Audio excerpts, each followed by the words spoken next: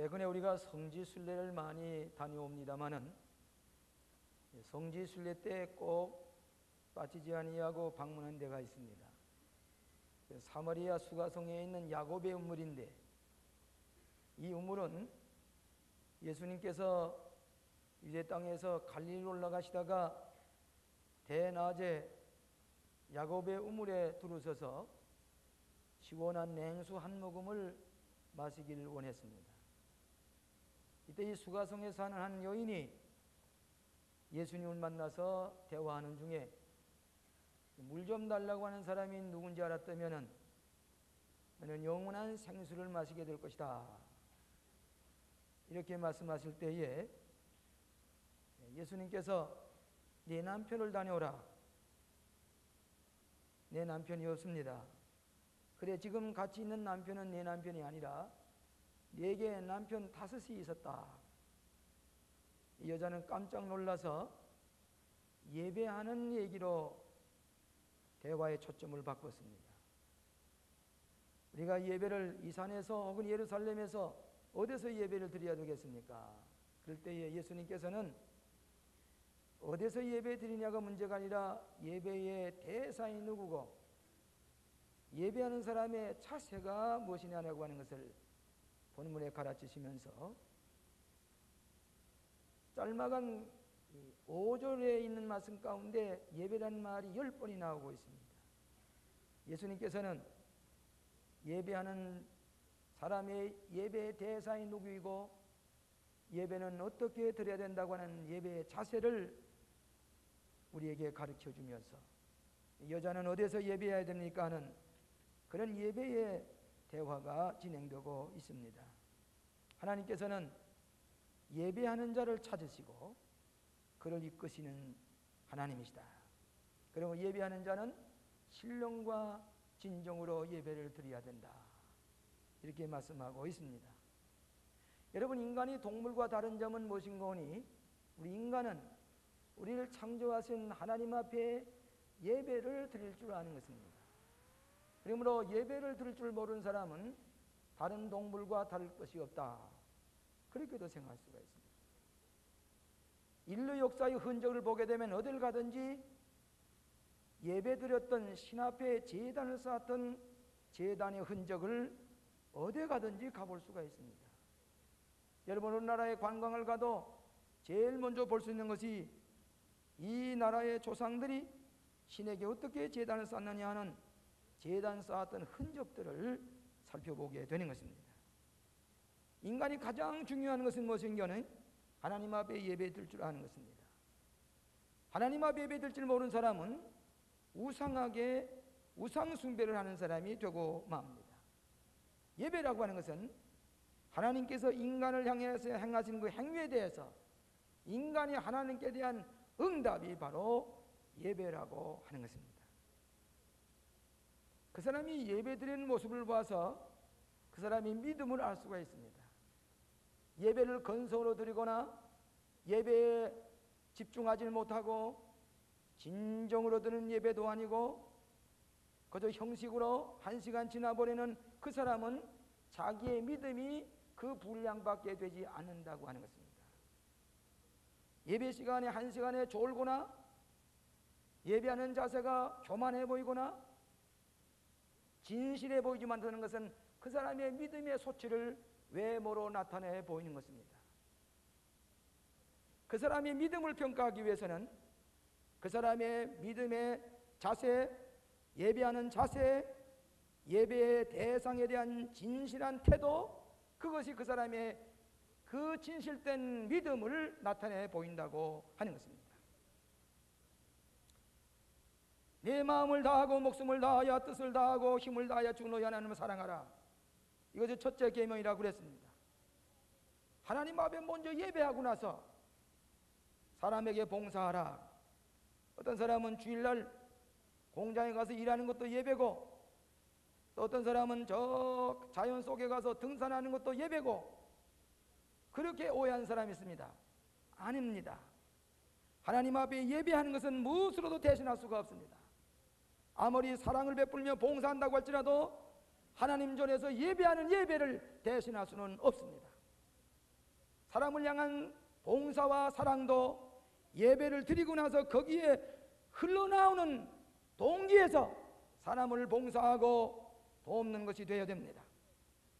하나님의 수종 드는 것 없이는 인간에 대한 봉사도 의미가 없다고 하는 것입니다. 예배란 무엇이냐?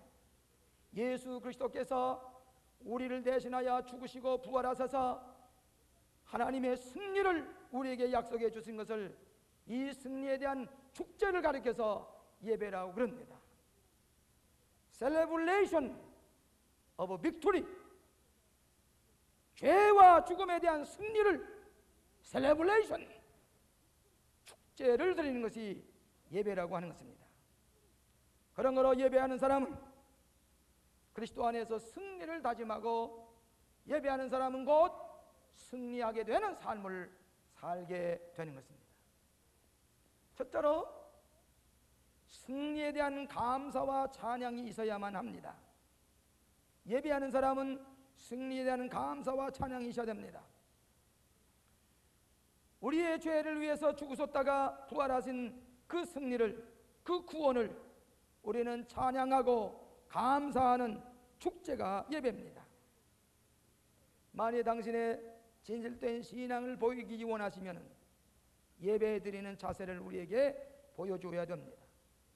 어떤 사람은 예수를 10년, 5년 예배당에 다녀도 그 예배 보는 것이 언제나 생소하고 부자연스럽고 미숙하고 예배 드리는 자세가 경건하지 못하는 것은 그만큼 내 신앙이 아직도 어리다고 하는 것을 말해주고 있습니다. 그렇기 때문에 저는 예배 드리는 시간에 졸거나 예배 시간에 자기 중심이 되어서 오만불손한 태도를 가지고 예배 드리는 것은 신령과 진정의 예배가 아닙니다. 예배 시간에 예배 분위기라든지 목사님의 설교라든지 들으면서 자기가 평가하고 눈을 지그시 감고 그리고서 무엇인가 자기 중심적인 예배가 아닙니다. 예배는 내가 하나님께 드리는 예배입니다. 제사입니다. 그렇기 때문에 겸손하게 진지하게 마음을 모두와서 영적으로 드리는 예배가 될 때에 참된 예배라고 볼 수가 있습니다. 예배될 때 찬양 소리를 들으면 합니다.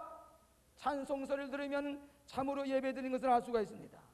예배 드릴 때 하나님 앞에 드리는 아멘 소리 들고 예배를 드리는 모습을 알 수가 있습니다.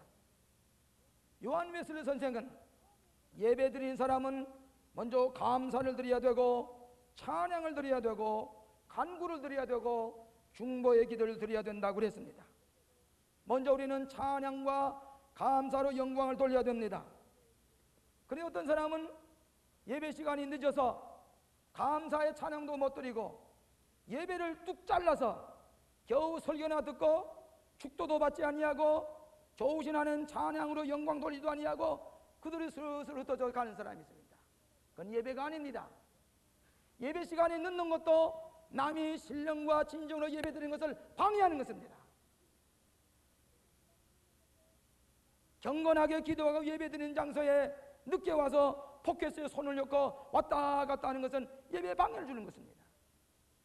그렇기 때문에 어떤 교회는 9시 정각, 11시 정각 예배 드리면 11시 정각에 문을 꼭꼭 닫고 누구도 들어오지 못하게 합니다. 왜? 하나님 앞에 신령과 진정으로 드린 예배를 파괴하기 때문입니다. 1994년 우리는 참으로 성숙한 그리스도인답게 악군정동에 사는 가장 성숙한 교회의 모습을 예배드리는 자세로 우리가 보여줘야 됩니다. 저는 아무리 장로이건 권사이건 집사이건 예배드리는 자세가 미성숙하고 진지하지 못할 때는 나는 그만큼 그 사람을 대우할 수밖에 없습니다. 하나님 앞에 무례한 사람은, 사람 앞에도 예배드릴 줄 모르는 사람은 대접을 받을 수가 없습니다. 자기 중심의 예배가 되어서는 안 됩니다. 무리해서는 안 됩니다. 하나님을 기쁘시게 하는 신령과 진정의 예배를 드릴 줄 아는 사람이 성숙한 크리스찬입니다. 성가대도 마찬가지입니다. 예배를 돕는 것이 되어야 됩니다. 예배 시간을 위해서 내가 방해거리가 되어서는 안 됩니다. 하나님께 대하여 올바르게 생각하는 것이 모든 것을 올바르게 가지는 중요한 생각이다. 하나님께 대해 잘못 생각하는 사람은 모든 것이 잘못된다 그랬습니다. 하나님께 바로 사는 사람은 모든 것이 바로 표현하지만은 하나님께 잘못 생각하는 사람은 그 생활 자체가 잘못되게 된다고 하는 그런 말씀이었다. 오늘 우리 사랑하는 광림교회 여러분은 예배 첫 시간에 찬송과 감사로 영광을 드리면서 시작을 해서 신앙 고백을 하고, 그리고 하나님의 말씀으로 내가 듣고 제 헌신을 다짐하고, 마지막에 하나님의 종의 축복 기도를 받고 하나님 앞에 좋으신 하나님께 찬양을 드리고, 그리고 돌아가는 것이 온전한 예배입니다. 처음도 잘라먹고 나중도 잘라먹고 남에게 예배에 방해를 두고, 이것은 참된 예배자의 신령과 진정으로 드리는 예배가 아닙니다. 저는 금년에 여러분에 호소합니다. 94년도 많은 모든 사람 앞에 경건한 예배를 들고 신령과 진정의 예배를 드릴 줄 알아야 됩니다. 어떤 사람은 교회 일은 많이 하지만은 예배를 드릴 줄 모르는 사람이 있습니다. 교회 일에 분주하게 다니지만은 예배 하나 드릴 줄 모르는 사람이 있는 것을 볼 때에 그 사람은 예배를 통한 축복을 받을 수가 없는 사람입니다. 다시 말하면 사랑, 봉사는 많이 하지만 예배 드릴 줄 모르는 것은 온전한 크리스찬이 될 수가 없다고 하는 것입니다. 오늘 이 시간에 우리 1994년은 여러분이 시간이 늦지 아니하고 제 시간에 온전한 예배를 드림으로 말미암아 온전한 새 생명을 얻고 축복을 받는 한 해가 되시기를 주의 이름으로 축원합니다. 두 번째로는 새로운 생명을 얻는 변화의 체험이 있어야 됩니다. 새롭게 생명을 얻어 변화하는 체험이 있어야 됩니다. 사마리아 여인과의 대화 가운데 물절도 안 난 사람이 누군지 알았다면 내게서 영원한 생수가 터져 나오리라는 말을 듣고 메시아를 기다립니다. 내가 바로 메시아다.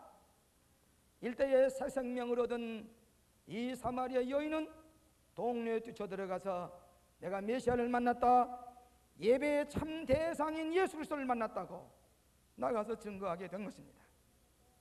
요한복음 17장 31절에 보면은 영생은 곧 유일하신 참 하나님과 그의 보내신 예수 그리스도를 아는 것이라. 예수 그리스도를 아는 것이 바로 영생이라는 말은 무슨 말인 거니? 예배의 대상을 바로 알고 그 예수님께 바로 예배하고 예수님을 알고 예수님이 나를 아는 예배가 바로 될 때에 그는 바로 영생을 얻은 것이라 그랬습니다. 오늘 사랑하시는 여러분, 크리스찬의 가장 기본적인 태도는 예배 드릴 줄 아는 것입니다.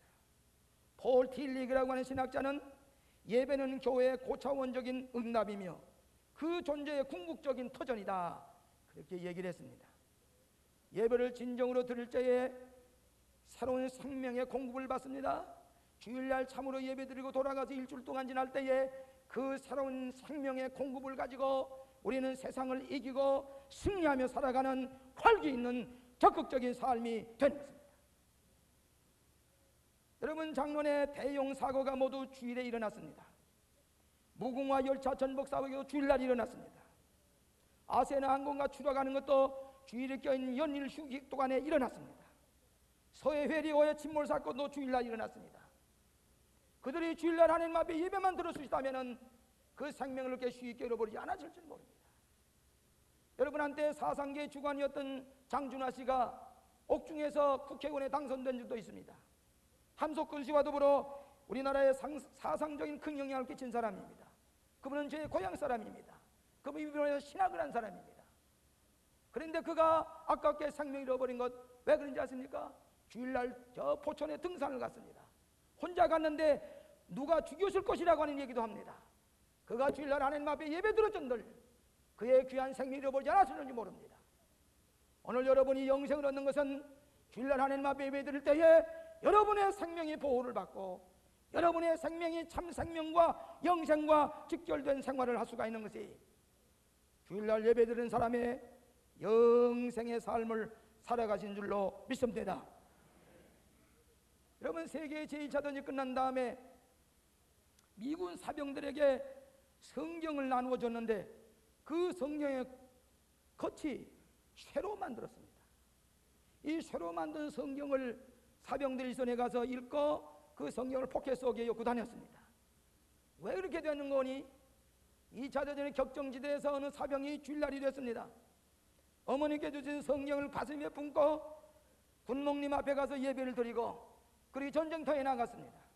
그 성경을 펴서 읽던 그 성경을 왼쪽 가슴 포켓 속에 넣었습니다. 그리고 서 전쟁터에 나가서 격전제가 전쟁을 하는데 저기선 총알이 정면으로 이 사람의 왼쪽 심장을 와서 꽂혔습니다. 당장에 그 자리에서 전사할 뻔한 이 사병이 총에 맞고서 그러고 성경을 펴보니까 신약 성경을 뚫지 못하고 그 탄환이 그 성경의 탄환을 막아 주었습니다. 살아서 돌아왔습니다. 그부터 일선에 보내는 성경을 사병들에게 주는 성경은 성경 가발을 쇠로 만들어서 하나님의 말씀으로 그의 생명이 보호받는 귀한 성경에 전달이 되는 것을 기억하게 됩니다. 예배드리는 자는 하나님의 영원한 생명으로 여러분의 생명을 보존받는 새 생명을 얻는 변화를 받는 이것이 바로 예배인 줄로 믿습니다. 그런 거로 예배드린 사람은 신학자가 말한 대로 예배는 성령의 근거에 있어야 되고 예배는 중심에 언제나 예수 그리스도의 구원이 초점이 되어야 되고 예배의 내용은 언제나 신학과 성서의 조화를 이어야 되고 예배는 생활과 밀접한 관계가 이루어져야 됩니다. 예배드리고 돌아갈 때 여러분의 기쁨이 넘쳐야 됩니다. 새 생명의 활기로워야 됩니다. 여러분의 모든 일상생활에 예배에 끼친 영향이 여러분의 삶을 지배하게 될 때에 참으로 신령과 진정으로 은혜 받는 예배가 되는 줄로 믿습니다. 예배들 줄 모르는 사람은 이 생명의 공급을 받을 수가 없는 것입니다. 예배 드리는 사람의 행위와 예배 들 줄 모르는 사람의 행위는 그의 일상생활 속에서 찾아볼 수가 있습니다. 영원한 생명을 공급받는 참된 예배자, 신령과 진정으로 드리는 예배자가 될 때에 여러분은 영원한 생명의 공급을 받게 되는 줄로 믿습니다. 세 번째로는 심령의 치유와 평화를 얻게 하는 것이 예배입니다. 사마리아 여인은 동리 사람들과 소외당했기 때문에 그는 남편 5이나 있었습니다. 마음의 스트레스와 마음의 평화가 없었습니다. 예배 대상을 찾지 못했습니다. 그는 아침 저녁으로 물길로 나오지 아니하고 대낮에 떼약빛이 쪼이는 곳에 혼자서 고독하게 와서 야급의 우물에서 물에 얽힐 가다가 달려가다가 대낮에 목이 가래서 그 우물가에 와 앉아 계신 예수님을 만나게 됐습니다. 대화하는 가운데 차고 이 예수님이 예배의 대사인 줄 알고 그는 물동이를 내던지고 동네에 들어가서 내가 메시아를 만났소. 나는 죄인이지만 나 용서함 받았소. 와보시오. 메시아를 만났소. 참 예배자를 와서 만나시오. 동네 사람들에게 메시아를 만나느라고 예배의 대상을 찾아누라고 그가 외치게 될 때에 그 동네가 사마리아의 구원받은 역사가 사도행전에 다시 일어나는 것을 알 수가 있습니다. 오늘 여러분의 일상생활 가운데 마음의 스트레스를 어떻게 하려고 하십니까? 마음의 불안을 어떻게 하시려고 하십니까? 마음의 공포심을 어떻게 하려고 하십니까? 이 마음의 미움과 우상숭배와 죽음의 어두운 골짜기를 찾아다니는 이 마음의 고통을 어떻게 해결하려고 하십니까? 생명의 주가 되시는 주님 앞에 예배드릴 때에 우리의 마음의 기쁨이 충만하고 우리의 마음의 평화가 넘치고 우리의 마음에 사랑이 넘치고 살만한 보람 있는 인생을 살아가게 하는 것은 예배 드릴 줄 아는 사람이요 참으로 예배를 드리는 사람에게 하나님께서 참 생명의 공급을 주시는 줄로 믿습니다. 제가 로스와에 가서 들은 얘기입니다. 이 로스와의 레닌이 그가 청년 시절에 성가대 대원이었습니다. 나중에 프롤레타리아의 성명운동을 일으킬 때에 그의 마음의 갈등과 긴장과 스트레스, 마음의 증오심, 마음의 이 갈등을 해결하는데 방법이 없으니까 그 무신론자였던 레닌이 집의 한 구석에는 예수님의 사진을 걸어놓고 아이콘을 걸어놓고 제단이 있었다고 하는 얘기입니다. 레닌도 하나님 앞에 예배드리지 아니하고는 마음의 갈등을 해결할 수가 없었다는 그 얘기를 숨은 얘기로 들린 것을 들을 수가 있습니다. 여러분의 죄를 어떻게 용서받으려고 하십니까? 여러분 참 소망이 있습니까? 참 평화가 있습니까? 함께 예배드릴 때에 공동체 속에 오는 참 기쁨을 누리시는 여러분 되시기를 바랍니다. 우상 숭배하는 사람은 신경질적인 증상이 생깁니다. 마음에 참 평화가 없습니다. 최근에 들린 얘기에 의하면 김일성이가 북한에 많은 동상을 세워놨는데 최근에는 김일성의 동상을 피난시키는 훈련을 하고 있다는 얘기입니다. 그들의 하나님은 김일성의 동상입니다. 그 동상에 우상 숭배할 때에 백성들의 마음에는 불안과 초조와 이중적인 감정으로 그 정신분열증과 같이 걸려져 있는 사람들을 보게 됩니다. 여전히 김일성의 동상을 피난시키는 훈련을 받고 있다는 말은 얼마나 우상숭배에 젖어 있는 비참한 백성인 것을 알 수가 있습니다. 그 우상숭배를 가지고는 그의 불안과 그의 갈등과 그의 스트레스와 그의 마음의 싸움을 극복할 수가 없는 것입니다. 우상숭배는 하면 갈수록 바닷물을 마시는 것처럼 더 갈등이 생기는 거고 인생의 참된 마음의 평화를 얻을 수가 없는 것입니다. 그랜저 웨스트복이라는 사람 의사입니다. 그 사람은 토탈 힐링이라고 하는 전임 치료를 하는 창시자인데 그 의사가 하는 말이 한 주간에 가장 건강할 때가 어느 때냐? 주일날 아침 교회 와서 예배 드릴 때에 나는 가장 건강한 생활을 하고 있다고 얘기를 했습니다. 한 주일에 가장 기쁜 생활이, 한 주일에 가장 만족스럽고 가장 마음에 평안하는 시간이 어디입니까? 어디 것입니까? 우린 주일날 아침 하나님 앞에 예배 드릴 때에 우리의 마음에 참 평화가 찾아오는 것을 믿으시기를 바랍니다. 유명한 제임스 스매턴이라는 사람이 가난한 사람이었었고 교회에 출석하지 않았던 사람인데 나중에 예수를 믿고 교회에 출석하면서 축복을 받았습니다. 당신의 축복이 무엇이냐고 물을 때에 이분은 이렇게 얘기를 했습니다. 분노와 경멸 그리고 냉대를 갖게 하는 유혹이 사라지고 기쁨과 만족이 마음에 가득 차게 됩니다. 하나님의 섭리에 만족하게 되는 것이지요. 어둡고 복잡한 생각이 꽉 차서 교회에 가지만은 평안하고 새로운 마음으로 돌아오게 됩니다. 모든 것이 사라지고 내가 구원받았다고 하는 참 행복을 느끼게 됩니다. 이것이 참 행복이라고 말씀했습니다. 예배를 신령과 진정으로 드릴 줄 아는 사람만이 마음의 치유를 받고 참 평화를 얻게 되는 것을 믿으시기를 바랍니다. 저 뒷문을 좀 열어주시기 바랍니다. 네 번째로는 순종과 재헌신을 다짐하게 되는 것이 예배입니다. 우리 하나님 앞에 예배드림으로 말미암아 하나님의 진리 앞에 순종하겠습니다. 재헌신하겠습니다. 이것이 예배입니다. 오늘 여러분은 심령의 변화를 받아야 되겠습니다. 이제 그리고는 진리를 우리 마음 가운데 받아들이고 재헌신을 다짐하는 것이 이것이 예배입니다. 그렇기 때문에 프랑스 베네로 있는 사람은 진실로 자기를 부인하고 자기 자신들이 끊임없이 창조주의 손에 맡기고 무슨 일이든지 주님 내가 어떻게 해야 할 것입니까 하고 물을 수 있는 사람이 하나님께서 책임지시고 축복해 주시는 것을 믿으시기를 바랍니다. 작년 3월 달에 워싱턴에 눈이 많이 왔습니다. 미국에서 눈이 많이 오면은 차가 다닐 수가 없으니까 예배당에 예배를 못 봅니다. 그래서 오늘은 우리 눈이 너무 많이 와서 우리 예배당에 예배를 못 봅니다 하고 문을 닫아 거는 예배당이 많이 있습니다. 그런데 지난번 3월 달에 눈이 워싱턴에 1m 52m 가까이 눈이 왔습니다. 백악관에서 한 200m 떨어지는 곳에 파운드리 메도디 처치라고 하는 전에 이승만 박사가 나가시던 감리교회가 있습니다. 거기에 백악관에서 예배당에 예배 보지 않는 예배당이 많이 있음에도 불구하고 클린턴 대통령이 자기의 부인은 독실한 감리교회 교인입니다. 둘이 손을 잡고 눈을 헤치고 파운드리 메도디 처치로 예배를 보려고 앉았습니다. 그 예배 보는 사람이 43명이었었는데 43명 중에 2사람이 클린턴 대통령과 그 부인이 앉아서 신령과 진정으로 예배를 드렸다고 하는 것입니다. 예배 드릴 줄 아는 사람만이 하나님께서 귀하게 드릴 수 있는 사람입니다. 예배 드릴 줄 아는 사람만이 하나님께서 그에게 새 생명을 주시고 승리의 여호와 니시의 삶을 살게 하시는 것을 믿으시기를 바랍니다.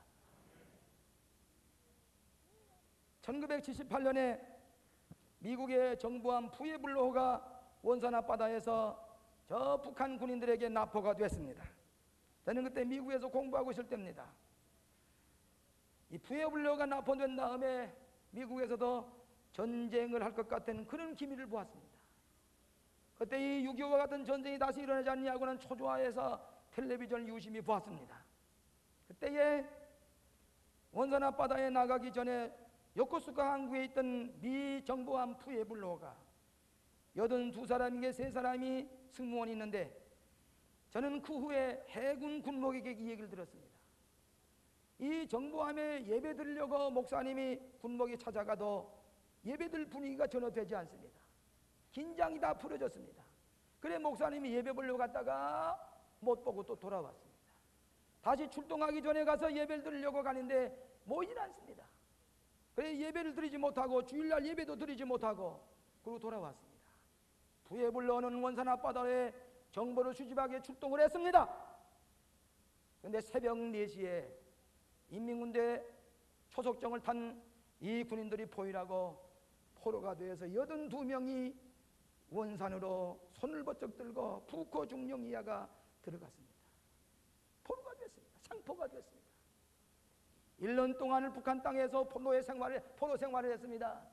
크리스마스 이브 저녁에 저 돌아오자는 강을 건너서 그 다음에는 특별기로 워싱턴으로 미국으로 크리스마스에 큰 선물로 집으로 돌아갔습니다. 돌아간 다음에 신문기자들과 인터뷰하는 걸 봤습니다. 당신이 북한 땅에서 제일 어려웠던 점이 무엇입니까? 빵도 먹을 수가 있었습니다. 농구도 할 수가 있었습니다. 다 불편한 것 없었습니다. 근데 불편한 게 무엇입니까? 물었더니 성경을 읽을 수가 없고 예배를 드릴 수가 없었던 것이 가장 큰 고통이었습니다. 예배 드릴 수 없는 세상, 성경 읽을 수가 없는 세상, 우리는 죽음의 지옥의 삶이 될 수밖에 없습니다. 예배 드릴 수 있는 자유, 이 아름다운 성전에서 하나님 앞에 예배 드릴 수 있는 기쁨, 하루도 몇 번이도 좋습니다. 두세 번 들어도 그저 모자람이 없습니다.